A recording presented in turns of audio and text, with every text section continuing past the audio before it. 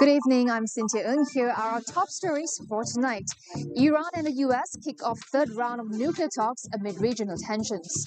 And Russia questions how Trump's Board of Peace will work with UN Security Council. That and more coming up on AWANI International.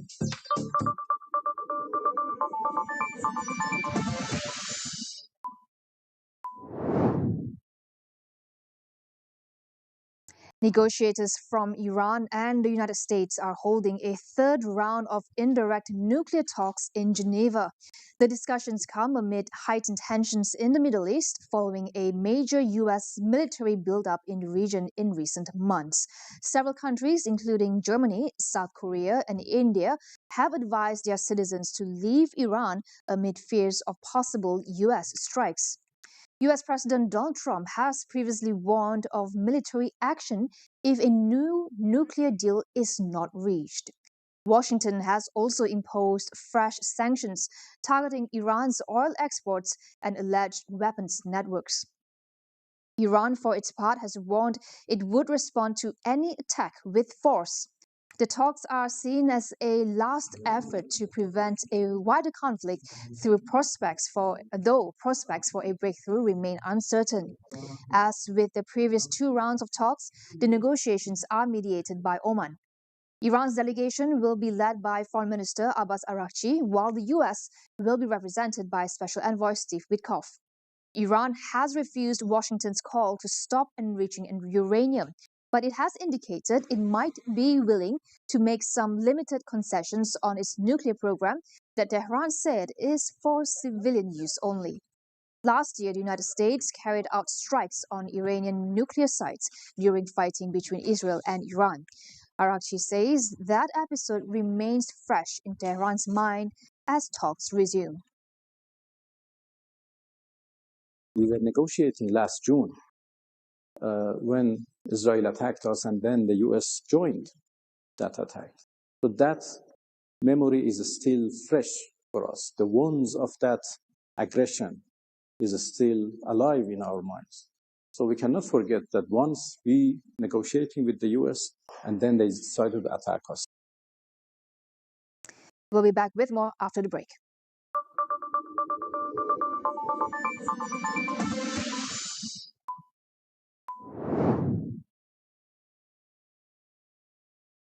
Di sebalik setiap kejayaan, ada visi. Inilah kisah usahawan Bumiputra yang membina jenama, mencipta peluang dan menggerakkan ekonomi negara. Dipacu oleh aspirasi Pelan Transformasi Ekonomi Bumiputra 2035 dengan sokongan ekosistem dan agensi pemacu, mereka melangkah lebih jauh dari pasaran tempatan ke pentas global. Saksikan Putra 35 setiap Isnin jam 10 pagi, eksklusif di Astro AWANI.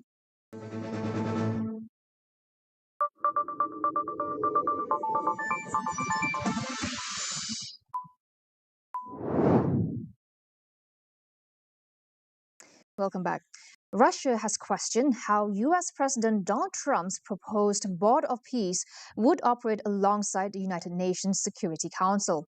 Foreign Ministry official Kirill Logvinov says the board appears designed to bypass the UN, which Moscow describes as the only body with universal authority to maintain global peace and security. He also noted that UN Secretary-General Antonio Guterres has not been invited to any board meetings so far. The US is the only permanent member of the Security Council to join the initiative. Russia, China, Britain and France have not signed on. Trump first unveiled the board in September as part of his Gaza peace proposal, later saying its mandate could expand to other global conflicts, a role traditionally led by the United Nations. As chair, Trump would hold sweeping executive powers, including the ability to veto decisions and remove members, subject to certain limits. A fresh round of trilateral talks between Ukraine, Russia, and the US is expected to take place in early March. Ukrainian President Volodymyr Zelensky says Kiev will first hold separate talks with the US in Geneva, focusing on Ukraine's reconstruction and prisoner exchanges. According to Zelensky, Ukraine will raise the issue of steps to end the conflict during its discussions with US officials. However, he has warned that there remains no clarity over how territorial issues would be addressed under any potential ceasefire proposal. Zelensky stressed that questions of territory must be discussed at the leadership level.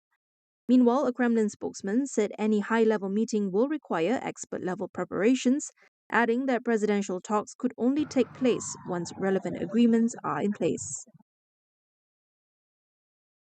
Hungarian Prime Minister Viktor Orban accuses Ukraine of disrupting energy supplies by delaying the reopening of the Druzhba oil pipeline. Orban says he has ordered troops to protect key energy facilities across Hungary, citing the risk of potential attacks. Additional police have been deployed to patrol power plants, distribution stations, and control centers. Authorities have also imposed a flight ban over parts of northeastern Hungary near the border with Ukraine. The Druzhba pipeline is the main route for delivering Russian oil to Hungary and Slovakia. Oil shipments through the pipeline have been halted since January 27th, with Kiev saying the closure followed Russian strikes in the area. Orban, however, said the suspension was political and has accused Ukraine of preparing further actions. With Ukraine grappling with acute power shortages following Russian attacks on its energy infrastructure, it has increased electricity imports from Europe, including from Hungary and Slovakia. Both countries have warned they could halt emergency power supplies to Ukraine unless oil flows through the pipeline resume. Earlier this week, Hungary vetoed a €90 billion EU loan to Ukraine, citing the ongoing pipeline dispute. Iceland will hold a referendum in the coming months on whether to restart talks to join the European Union, according to Prime Minister Kristrún Frostadóttir. Reykjavik walked away from membership negotiations in 2013 after 4 years of talks, but rising costs of living and Russia's war in Ukraine have revived debate about closer ties with Europe. Opinion polls in Iceland also showed growing support for re-engagement with Europe. The issue has taken on added urgency amid repeated comments by US President Donald Trump about annexing Greenland. Those remarks have made the question of EU membership more pressing for Iceland, a nation of almost 400,000 people.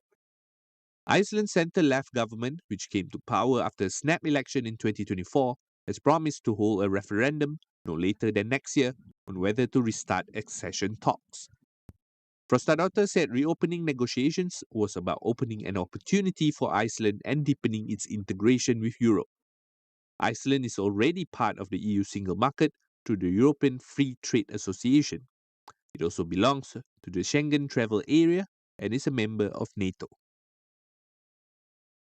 Indian Prime Minister Narendra Modi has defended Israel's war in Gaza, saying India stands by the country with full conviction, even as Israel continues to commit genocide against Palestinians. Modi delivered the remarks in a speech to the Knesset, becoming the first Indian leader to address Israel's parliament. In response, Israeli Prime Minister Benjamin Netanyahu thanked India for standing by Israel after October 7th, highlighting shared strategic interests between the two nations. India is also Israel's largest arms buyer, spending more than $20 billion on Israeli weapons between 2020 and 2024. Modi's support has drawn criticism amid the ongoing war in Gaza, where at least 72,000 people have been killed by Israeli forces. At least 600 of those deaths occurred during the ceasefire agreed between Israel and Hamas last October.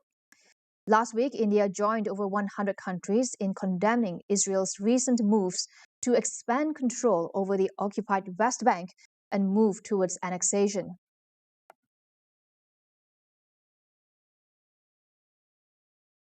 U.S. State Secretary Marco Rubio says that there is no artificial timeline for elections to be held in Venezuela.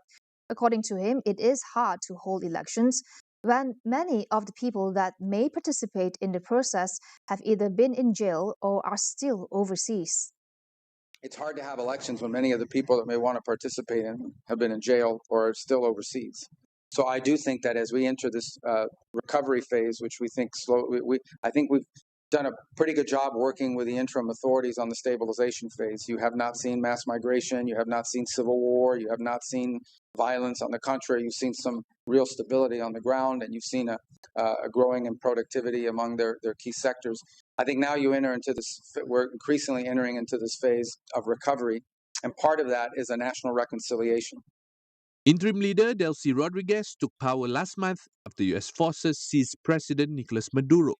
Venezuela's ruling party-controlled parliament has since approved an amnesty bill to free political prisoners, but human rights organizations said the bill is limited as it does not drop their charges, which has left them in a legal limbo. The United States will allow the resale of Venezuelan oil to Cuba, but strictly for commercial and humanitarian use. The U.S. Treasury Department says companies can apply for special licenses to carry out the transactions. However, any oil shipped under the agreement must not benefit Cuban government bodies or military institutions. Washington says the limited authorization is aimed at supporting Cuba's private sector and easing humanitarian strain, while maintaining pressure on state-run entities. Venezuela has for over 25 years been a key oil supplier to Cuba, but shipments have been disrupted in recent months amid tighter U.S. sanctions. Washington also seized control of Venezuelan exports following the capture of President Nicolas Maduro. Mexico, another former supplier, also halted shipments under U.S. pressure. Cuba is facing an acute fuel shortage with widespread blackouts and transport disruptions across the island. Caribbean leaders have warned that the prolonged fuel crisis could trigger wider humanitarian and regional instability. They are gathered in St. Kitts and Nevis for talks with U.S. State Secretary Marco Rubio. North Korean leader Kim Jong-un says Pyongyang could get along with Washington, but only if the United States recognizes its status as a nuclear power. Speaking at the close of the Workers' Party Congress, Kim ruled out any reconciliation with South Korea. Washington and Seoul have been pushing to resume high-level talks, but their efforts have so far been ignored by Pyongyang. US President Donald Trump has said he is open to meeting Kim with a possible summit in China later this year. The last Trump-Kim summit in 2019 collapsed over sanctions and nuclear disagreements. Kim also shut the door on closer ties with South Korea, saying he would permanently exclude Seoul as a compatriot. A grand military parade closed the party congress as Kim vowed to further expand North Korea's nuclear arsenal. Nvidia has posted another record quarter, beating Wall Street expectations and showing that demand for AI chips remains extremely strong. Revenue hit 68.1 billion US dollars, about 264 billion ringgit, up 73% from a year ago and above analysts' forecast of 65.7 billion dollars. Net income more than doubled, reaching nearly $43 billion. NVIDIA's graphics processing units, or GPUs, have become central to the global AI boom, and spending is surging across the sector.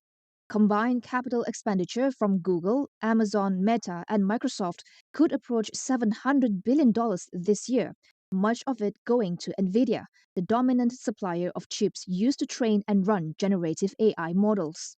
Looking ahead, NVIDIA noted that its current quarter guidance does not include any data center revenue from China, reflecting ongoing U.S. export controls on advanced chips. The company did note, however, that it has secured a license to ship a small number of its less advanced H200 chips to customers in China. With a market value exceeding $4.7 trillion, NVIDIA is the world's most valuable publicly traded company. Chinese AI company DeepSeek has not shown U.S. chipmakers its upcoming flagship model for performance optimization. This is according to a Reuters report citing sources familiar with the matter. Now, this breaks from standard industry practice ahead of a major model update. Instead, the company, which is expected to launch its next major update V4, granted early access to domestic suppliers, including Huawei Technologies. AI developers typically share pre-release versions of major models with leading chip makers such as Nvidia and AMD to ensure their software performs efficiently on widely used hardware. DeepSeek has previously worked closely with Nvidia's technical staff. For its forthcoming model, which was expected to be released around the Lunar New Year holiday, DeepSeek did not provide access to Nvidia and AMD and gave Chinese chipmakers a head start of several weeks to optimize their software for their processors, the sources said. Nvidia and AMD declined to comment, while DeepSeek and Huawei did not respond to requests from Reuters for comment. That concludes AWANI International for tonight. Stay with us as we track the strategies and power shifts shaping the new global order. For more updates, visit international.astroawani.com and follow us on social media. I'm Cynthia Ng. Thank you for watching. Good night.